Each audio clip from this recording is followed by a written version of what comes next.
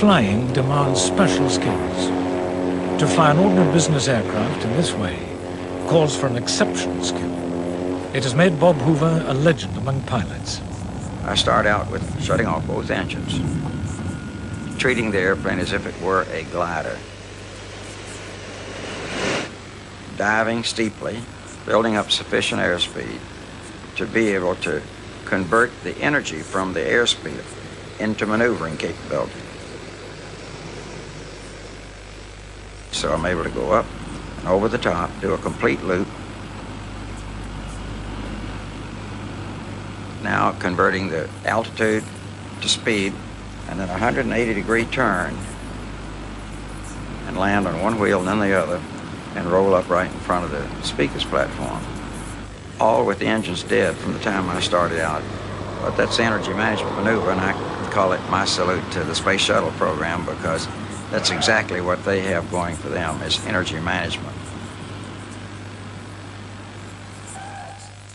I don't think I possess any skill that anyone else doesn't have. I've just had perhaps more of an opportunity, more of an exposure, and have been fortunate enough to survive a lot of situations that many others weren't quite so lucky to have made it.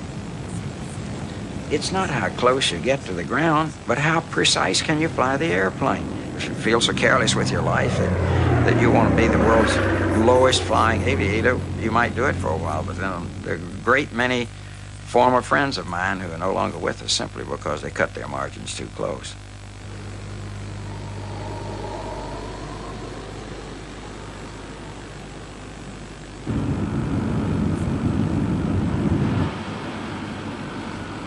I had Secretary of the Air Force, Gene Sukert, in the co-pilot seat, and he had the aft part of the airplane filled with generals, and he said, "Bob, can the airplane be rolled?" And I said, "Yes, sir."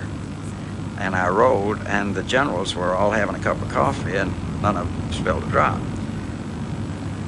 And then I got so bold as to think that maybe I could even pour iced tea. So then we put it on film. Now the difficult thing to think about is try to pour backhanded to see it on camera. Believe it or not, you can see the horizon going around as the tea is poured into the glass.